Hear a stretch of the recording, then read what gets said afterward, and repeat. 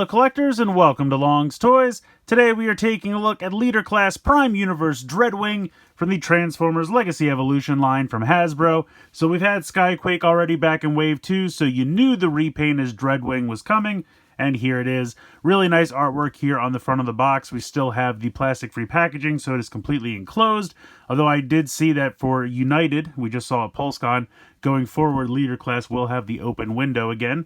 So I guess don't get used to these fully enclosed full art boxes. But we got the vehicle mode up here. We got a close-up of both of those modes here on this side. And then over here we have your standard evolution pick. Not really much going on the bottom. Up here we got the logo and the QR code for the tech specs. Spinning it around. Got some nice product shots of the robot mode and the vehicle mode. And then the Evo Fusion is just him holding his gun now? Okay. Not really Evo.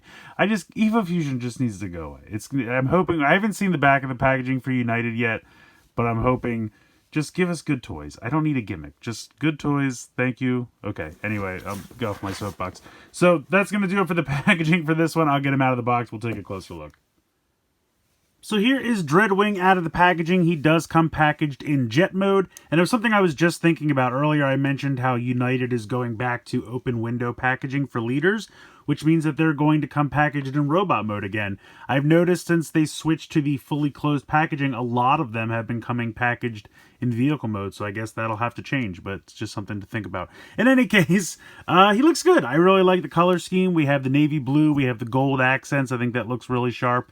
Obviously, we've seen this mold before, but it's a good mold, even though it does have its weird assembly problems, which we've covered before in Skyquake, but I'll mention again as we go on. You can flip out the landing gear, so you can flip these out like so, and then he can rest on the landing gear. Looks pretty good. Otherwise, there's not really much to say about this. These little fins can kind of move. I guess these parts of the wings can move, but I mean, it's a jet. It's not really supposed to have articulation. But yeah, flip out the landing gear, and there you go. Now, of course, he does come with the same two accessories that Skyquake came with. We have the kind of giant cannon, and then we have the sword, this time done in translucent red. And then this can peg underneath here like so. I always do this wrong. I think it goes in like, there we go, like that. It kind of just loosely pops on there, though. I feel like it's not super secure. But you can take this and peg it into this hole here on the back. So you can store the weapon there. And then I would probably put the landing gear up. Otherwise, you're just going to shoot the front landing gear. And that's not going to help anybody. So there you go. You can store the weapon underneath there. Yeah, otherwise, that's pretty much it for the vehicle mode. So let's go ahead and let's get into transformation. Alright, so we're going to start off by taking these sections here on the side and kind of detaching them away, and they have a series of hinges here so that you can bring these forward.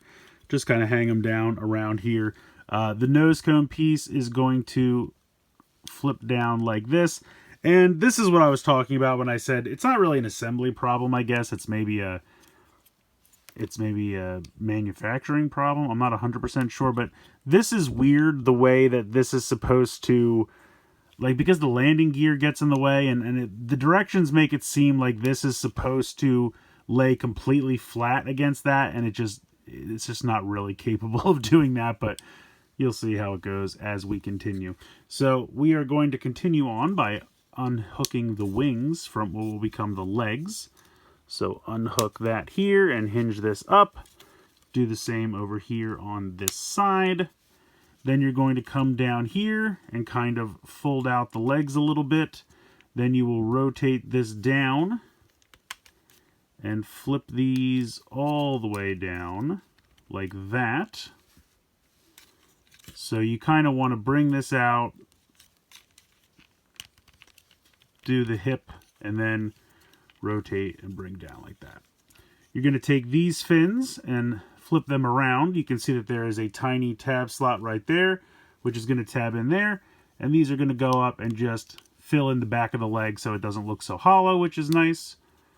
And then you can flip the feet forward, and you pretty much have the whole lower half of the robot. I will zoom out here a bit. I might have to adjust the camera in a moment. Next, we are going to split this section here. You can see that there's a seam running down here. And so we are going to split this apart all the way down. And for some reason, it can be a little bit more difficult than it needs to be. I think just because it's pegged together in a few places. I kind of like to take my fingers and put them between these two pieces and kind of flip it apart that way. But you can bring this open like so. Here, you know what? Let me move the camera up here a little bit. All right, that should be better. He's a tall guy. Got to give him space. All right, so now you have this fin here, which we're going to kind of move this around. Actually, you know what? No. First, we're going to take the arms on the back here and kick them straight out like that. And then we can kind of move them out to the side, and we'll just leave them there for a minute. We're going to take the whole waist section and turn it 90 degrees for clearance. So that will allow us to grab the wing assembly. And you can see there's a hinge right here. And this will flip around like that. Do the same thing over here. And if you want to put the hips back, you certainly can.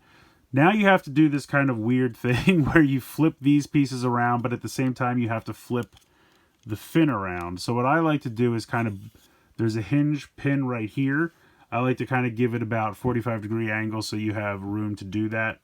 And then you can bring that around and then fold that back down. So bring this over so that you have room to spin this, then flip that up, spin that down, and then you can fold this back. And we're going to leave it open for now, but eventually we will close that up. But before we do that, we have to deal with this top section here. So if you want to bring, I guess we can bring the arms down, maybe bring them forward to get them out of the way. And you can kind of use the hinges to kind of spring them forward. So this whole section here will unhook and kind of spin around. You also have to kind of, the shoulder pads have to kind of stay in the front here, which can get weird. But this is going to come around, and that's why we need to leave this section open so that there's clearance there. This will come around, and then this section here, right here, will peg on to these clips right here. So you have to kind of bring this in, and it can be a little awkward, but there's hinges and things to get this done. I think we have to push that in.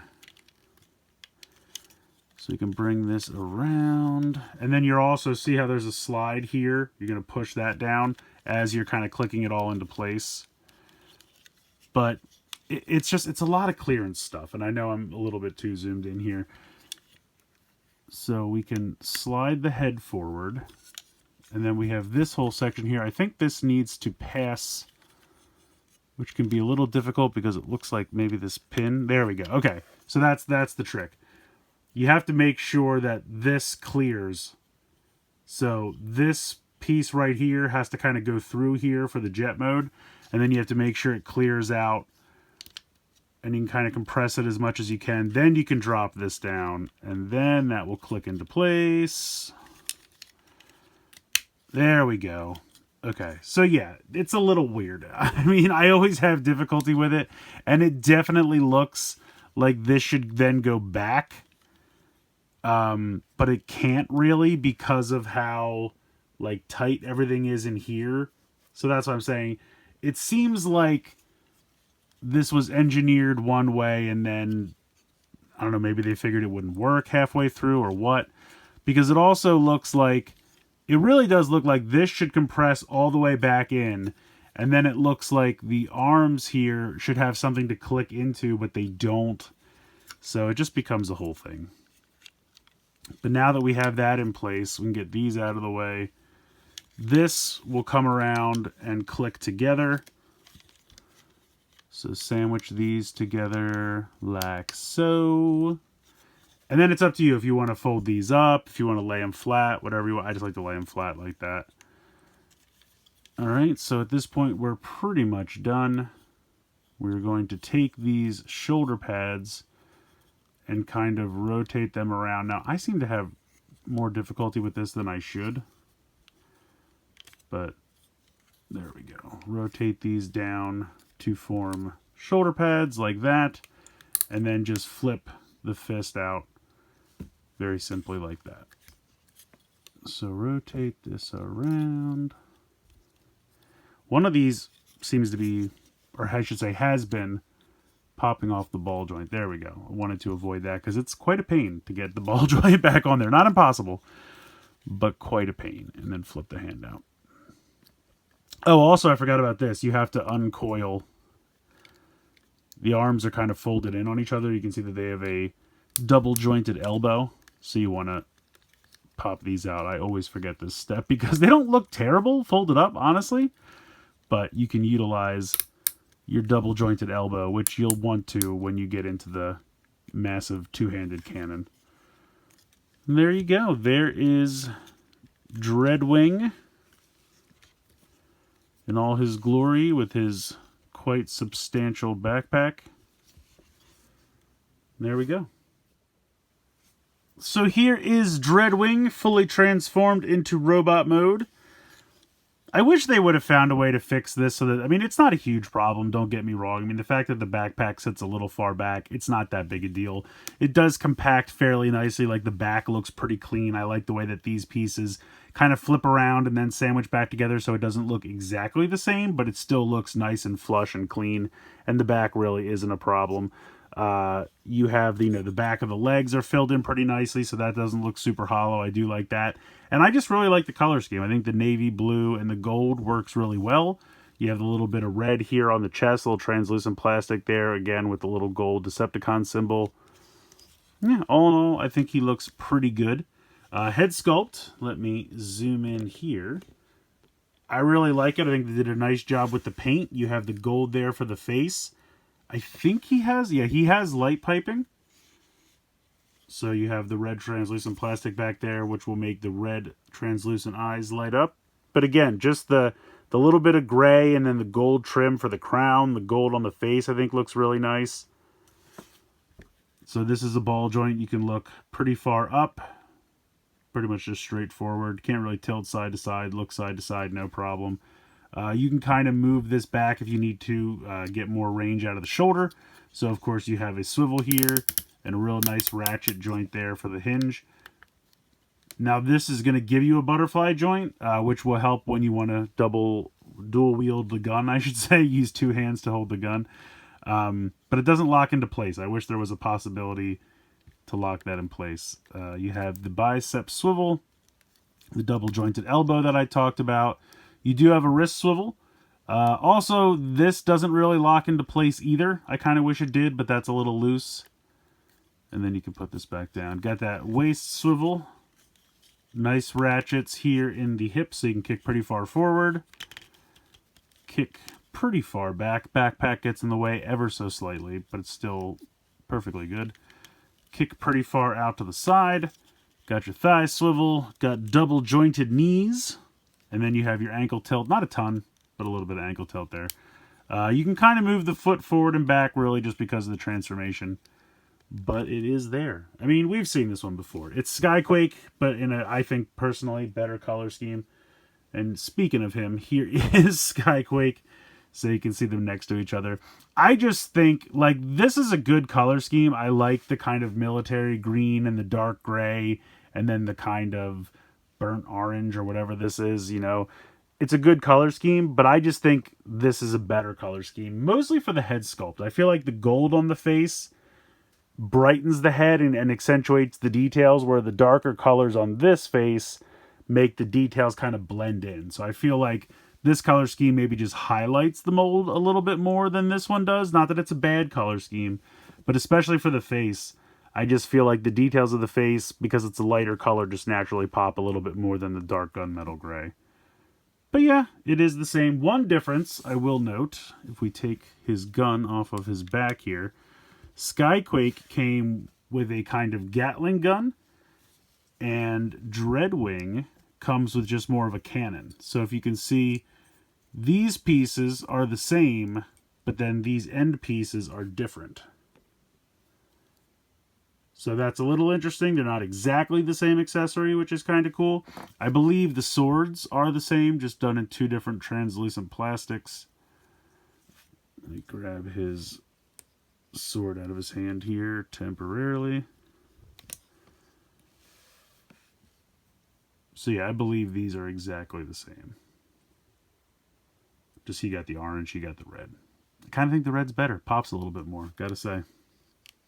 Usually I'm not a huge fan of the color red, but in this case, just pops a little bit more. And then you can go ahead and store this in here if you like. And then of course you can have him hold the gun. You would peg it underneath in the bottom of the fist on this side. Come on. And then you have this piece that flips up and then flips around on the ball joint. And then you'll want to lift this up so you can utilize that butterfly joint.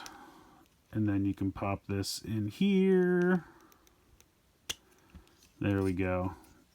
And then I kind of bring this back down. And there you go. So you can have one guy with a sword, one guy with a gun. And you can store these. It's the same for Dreadwing. You can store these on the back here. I like to just pop it here, kind of fold it over. There you go. I think they were brothers in Prime, right? So they're ready to squad up. They're ready to take out some Autobots. They look good together. I like having both of them. Kind of think I prefer this color scheme, but I do like having both of them together here. I like Dreadwing. I think he's probably the better use of the mold. Again, it could just be my personal bias with the color schemes, but I just think this color scheme works even better than the previous one. I think the gold face especially just kind of highlights the detail. When you have so many of those dark colors on the face, it just kind of makes it harder to see everything. But he's got the kind of nice bright gold face there, which really highlights the features. And I just like blue more than I like green. So like I said, maybe I'm just biased. But I do like this figure. It's not a perfect mold. I still think there are some problems with the mold. Obviously, none of them have been addressed since the first time around. I didn't really expect them to be. I do like that he has a different cannon. So while Skyquake had the Gatling gun, Dreadwing has kind of just the big powerful blaster. I do like that. He comes with the same sword accessory. The red, I think, also complements this color scheme, the kind of dark blood red. It's just good. I mean, it's a good use of the mold. If you never got Skyquake, if you're holding out for this one, I kind of think this is the better one. But even if you already have Skyquake, I think it's worth picking this guy up just because, again, personally, I just think he looks better. Maybe I'm wrong. Let me know what you guys think in the comments below. Who do you think's better, Skyquake or Dreadwing? Let me know. Let's get a vote going on down there. Yeah, like I said, it's just the mold is perfectly good. I just feel like there's obviously some kind of engineering wonkiness going on with his backpack because it so obviously seems like it wants to click all the way up and then maybe lock the arms in place, but it doesn't, and you can't really do it unless, I don't know, I've seen some people file off part of the nose cone, or it's weird. But anyway, I don't want to get into all that. So it's just weird to me. Like I said, it's not a bad mold. It's still fun. The robot mode still holds together well. You know, the vehicle mode looks great. It's just always been weird to me how it so obviously feels like this wants to push up, but it doesn't. I mean, maybe I'm wrong. Maybe it was never intended to. I kind of don't think I am, but who knows? Maybe I know. Maybe I'm wrong. What should... I'm trying to say, what do I know is what I'm trying to say.